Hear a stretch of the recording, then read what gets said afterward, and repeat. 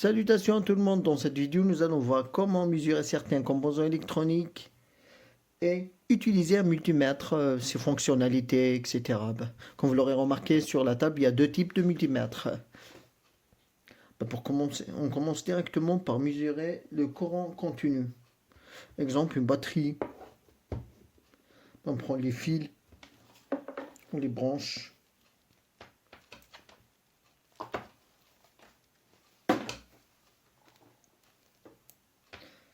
Le noir sur COM et le rouge sur voltage. On prend les mesures, on allume d'abord sur le courant continu. Je vais essayer de détourner la lumière pour que vous puissiez voir.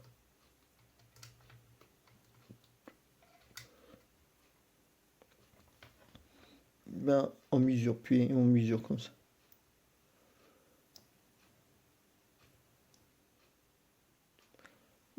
Le voltage est de 1 volt, ce qui veut dire que la batterie est vraiment très faible. Donc, normalement, on devrait avoir dans les environs de 3,7. On essaye avec une pile 2A.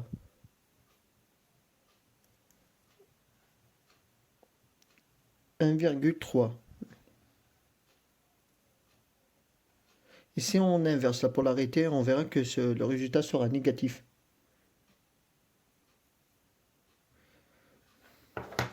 On essaie avec le deuxième multimètre. Toujours le noir sur COM et le rouge sur le voltage, comme vous l'aurez remarqué ici. L'avantage avec ce multimètre, vous ne pouvez pas vous tromper, il y a juste deux entrées. Même si vous vous trompez de la direction, c'est normal. Par contre, ici, si vous mettez celle-là, ici, vous pourrez griller le port qui mesure les condensateurs. Pour commencer. Et l'autre avantage de ce multimètre, c'est qu'il n'y a pas de calibre. Ici, il faut toujours régler le calibre. Si vous mesurez par exemple cette pile 3,7, vous devez le mettre sur le calibre 20. Étant qu'on le sait maintenant, celle-là, elle a 1, ça veut dire on peut le mettre sur 2. On essaye. Attends, je vais essayer de... Comme ça vous verrez bien le résultat. Voilà, le résultat est 1, si on inverse toujours la polarité, ça sera négatif le résultat. Maintenant, on essaie avec celle-là. Le résultat, la batterie devrait avoir 1,5. Ça veut dire que c'est pas la peine de changer le calibre. 1,3. On a inversé la polarité. 1,3. On essaie avec une batterie bien... Ou bien, je prends une multiprise pour mesurer directement un chargeur de portable.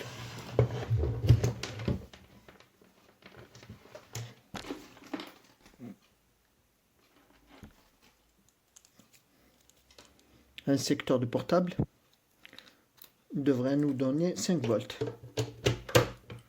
On prend le noir et le rouge. Le rouge avec le rouge. Le noir avec le noir.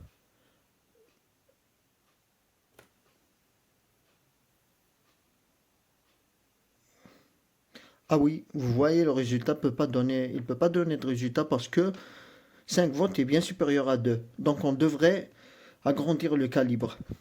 Sur 20, le résultat sera 5 volts. Vous pouvez même utiliser 600. Le résultat sera de même. 5 volts. Mais la précision sera mieux avec 20. 5,14. Alors qu'avec 600, on n'a que 5 volts.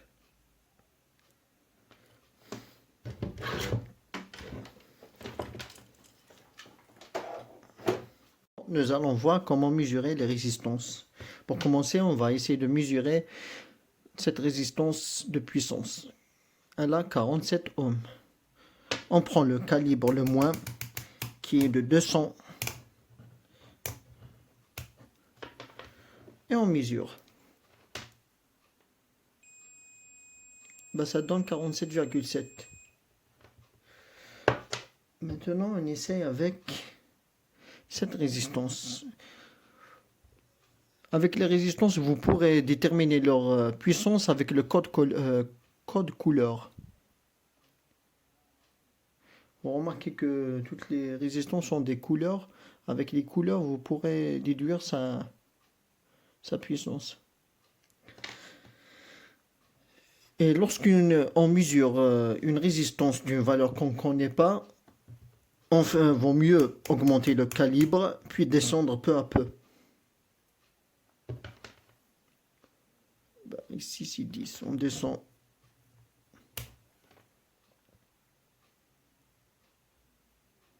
Le résultat est toujours inférieur. Ça donne environ... on descend jusqu'à 200.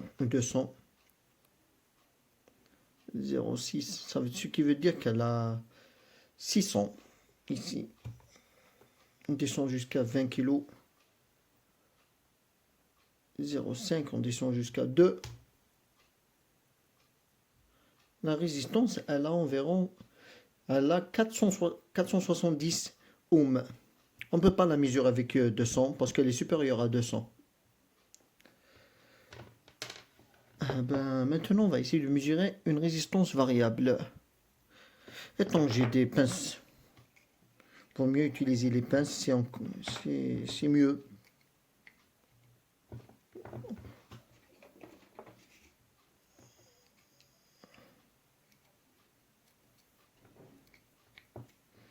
Puis on mesure, on prend celle-là comme ça, celle-là. Pour mesurer, on prend celle-là et le milieu. On augmente, c'est une résistance variable de 500 kg. Comme vous l'aurez remarqué ici, 500 kg. Ce qui veut dire le calibre doit être supérieur à 500. On prend 2000 kg. Puis on commence. Le résultat est 0. Non, en fait...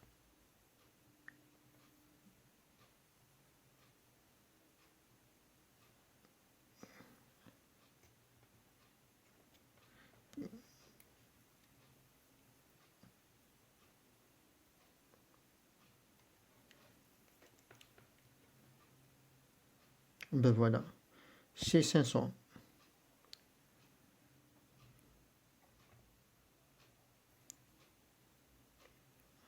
Regardez, la valeur supérieure, c'est 520. Lorsqu'on réduit, la valeur va réduire. 400, 100, jusqu'à 0.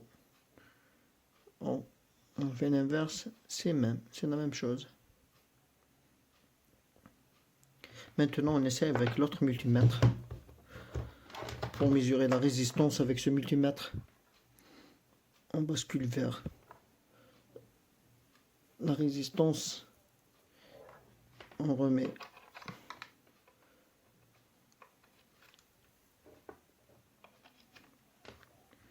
Puis, on va voir la mesure ici. C'est de 0. La valeur est de 519, 525 vite. Puis on va descendre peu à peu. 300, 100 jusqu'à 0. Puis on va essayer le contraire. Jusqu'à 500. On va la mettre à 300 par exemple.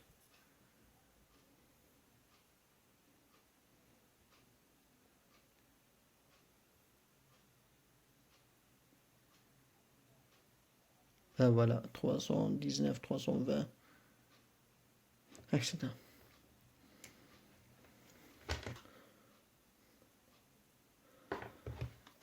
Maintenant, on va passer à des tests de continuité.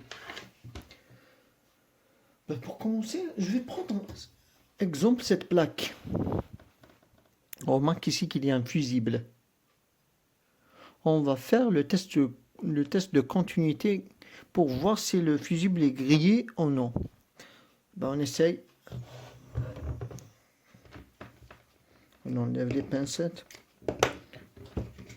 On remet ici. Avec ce matrix pour mesurer la continuité, vous choisissez la résistance, puis vous appuyez sur Select pour changer de mode. Ben voilà, maintenant ça va sonner. Ah oui. Ben voilà, la résistance, le fusible est fonctionnel.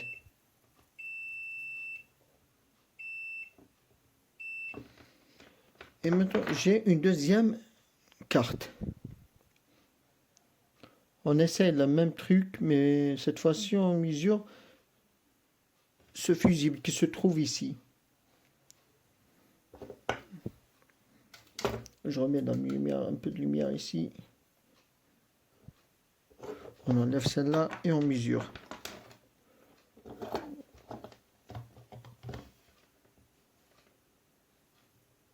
On voit bien que ça sonne pas. Parce que le fusible est grillé. Il n'est pas fonctionnel. Si vous voulez aussi, on essaye avec un bouton.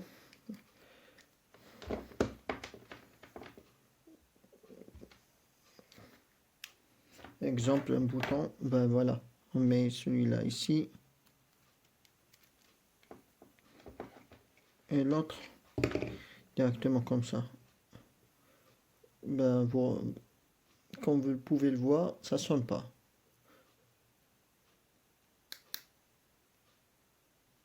Maintenant, ça sonne. On appuie une deuxième fois. C'est bon. L'interrupteur est ouvert. Comme ça, il est fermé. Ça reste la même fonctionnement sur l'autre multimètre. Voilà, on remet sur la résistance et le COM et on choisit le calibre de son là où il y a le signe de la tonalité. Cette fois-ci, on essaie avec une petite baffe. Ça devrait sonner si elle marche. Ben, vous l'aurez remarqué, ça sonne.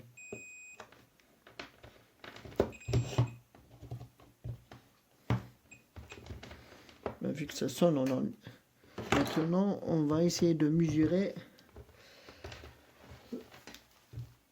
la tension alternative. Et je vais vous conseiller pour la tension alternative, faites bien attention parce que c'est un peu dangereux. Je ressors la multiprise. Je remets les câbles, le noir sur le noir, le rouge sur le volt. Je remets sur le calibre 600. Vu que c'est un réseau domestique, il devrait avoir 230 volts. Pas plus.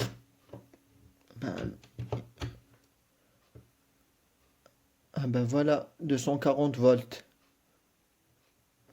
Et je peux pas remettre sur le 2 volts parce que 2 volts est bien très inférieur à 240 volts. On réessaye maintenant avec celui-là pour mesurer. Mesurer le courant alternatif. On choisit le V avec le logo alternatif, le signe alternatif.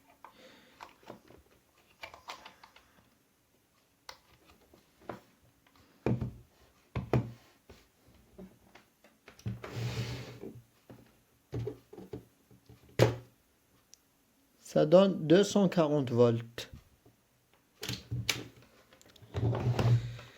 Vous pourrez mesurer l'ampérage, ce qui veut dire l'intensité. Vous avez le calibre de 2 jusqu'à 20 ampères et le calibre de 200 jusqu'à 400. Et si vous avez un câble de phase directement, vous le passez vous le passez par exemple comme ça. et vous aurez le résultat en ampérage. Mais le câble doit avoir juste qu'une phase, pas phase neutre. Maintenant, on passe pour les mesures de la température. Je dois avouer que je ne l'ai jamais essayé, donc c'est bon moment pour l'essayer. J'allume mon fer à souder. Je prends le câblage dédié pour la température. Ben voilà. C'est de là, on les branche. Celui-là, je pense que c'est le capteur de température, un truc du genre. On l'ouvre. On le place. Non, le noir sur com et le rouge sur.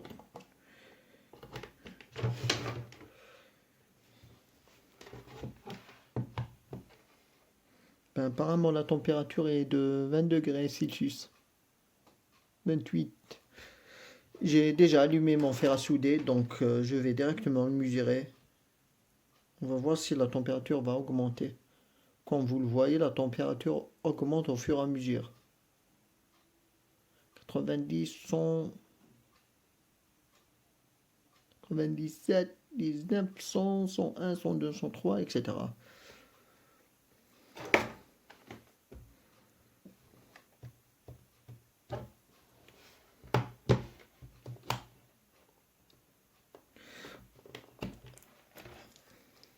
On essaie cette fois-ci avec celui-là, la température.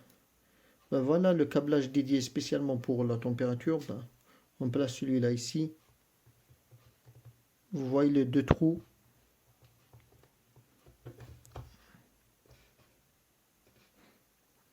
Apparemment, ils ont un sens. On prend celui-là et on mesure. Ben, faut d'abord changer. Ici, on va le mettre sur la température. Soit vous voulez en Celsius, soit en F.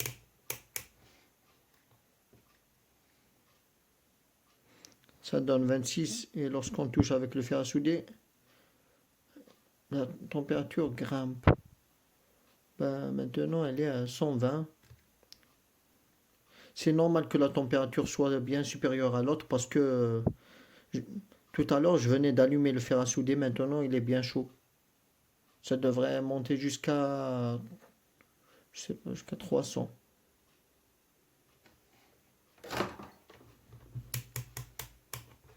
On enlève.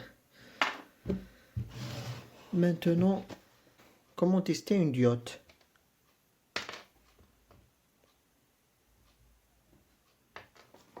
On commence avec le multimètre pince ampère-métrique. On va faire le test avec un pince ampère-métrique d'abord.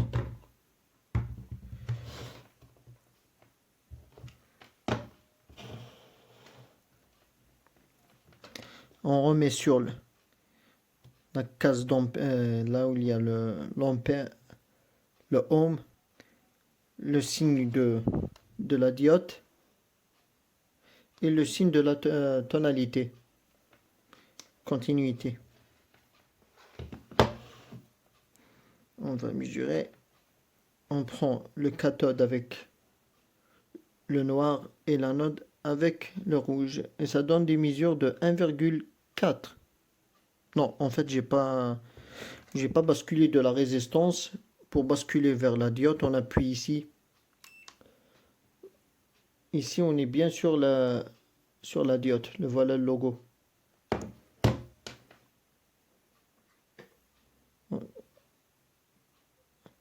Là, ça donne un 0,34 par exemple. Et si on inverse, ben voilà. 0,35. Si on inverse, la polarité devrait donner 0L. Ben 0L, ce qui veut dire que la diode fonctionne bien.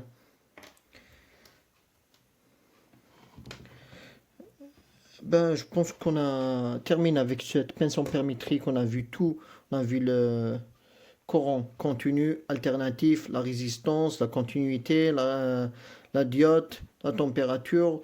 Malheureusement, j'ai pas de quoi mesurer l'ampérage. En fait, j'ai oublié le max, c'est pour avoir la valeur maximale et hold, c'est pour fixer cette valeur. Par exemple, lorsque on mesure, attends, j'essaie sur la diode, inverse.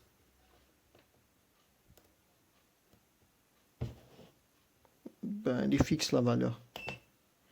Donc même si on enlève la diode, ben voilà les pinces, la valeur est restée figée. Dès qu'on appuie, la valeur se remettra à 0. On répète la même opération avec notre multimètre. On mesure la diode. On prend une pince et on leur enlève l'isolation pour que vous puissiez bien voir. Ben, on prend le cathode sur le noir et l'anode sur le rouge.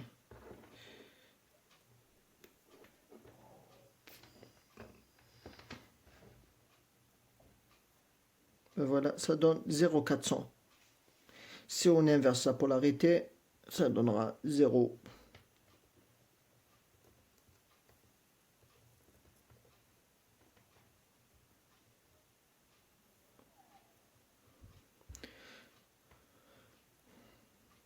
Si vous voulez savoir comment repérer le cathode et l'anode sur cette diode, vous aurez remarqué une petite ligne ici, une bande en gris, ce qui veut dire qu'ici c'est la cathode et l'autre côté c'est l'anode. Cette fois-ci, nous allons mesurer les condensateurs. Pour mesurer les condensateurs, on devrait changer d'emplacement pour le câble. On le remet sur le F, comme vous le voyez ici. Le F est destiné pour les mesures du condensateur. On commence par mesurer ce condensateur. Il a 470, ce qui veut dire que le calibre qu'on doit choisir il doit être supérieur à 200 et supérieur à 470. Donc on choisit 2000. Négatif sur le négatif, le positif sur le positif, ça donne 220. Ça donne la moitié. Ce qui veut dire que ce condensateur est bien défectueux. On essaie avec un autre condensateur. Celui-là est là. On va voir combien. Il a 2200 microfarads. On essaye le négatif sur le négatif. Le noir, le positif sur le positif. Ok, on ne peut pas parce que la valeur dépasse 2000, ce qui veut dire qu'on doit augmenter la valeur calibre. Il nous donne 2,34, ce qui veut dire 2330 dans les environs 330-340. Et c'est bien une bonne valeur parce que ça donne 2200 ici. La fréquence, d'ailleurs c'est nouveau pour moi, je ne l'ai jamais mesuré. On reprend la multiprise, on enlève le câble, on lui change de place vers le R, voltage, le calibre vers le kHz, 40 kHz, ça ne doit pas dépasser 40 kHz. Normalement, dans le domestique, on a 50 Hz. Ben voilà, 50 Hz. Ben ça marche bien. Comme ici, vous pourrez voir.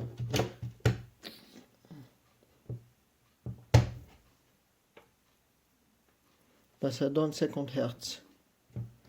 Voilà. Ben pour terminer, il a une autre fonctionnalité qui est dédiée aux électriciens qui travaillent avec le triphasé. Comme vous l'aurez remarqué, il y a ici un logo triphasé RST. Le R, première phase doit être mise sur le R, deuxième phase doit être mise sur le S, et la troisième phase doit être mise sur le T. Ce qui veut dire qu'on devrait avoir 3 câbles. Ben voilà le troisième câble.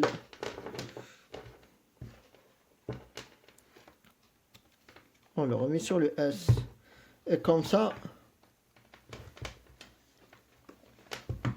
vous aurez la valeur du triphasé.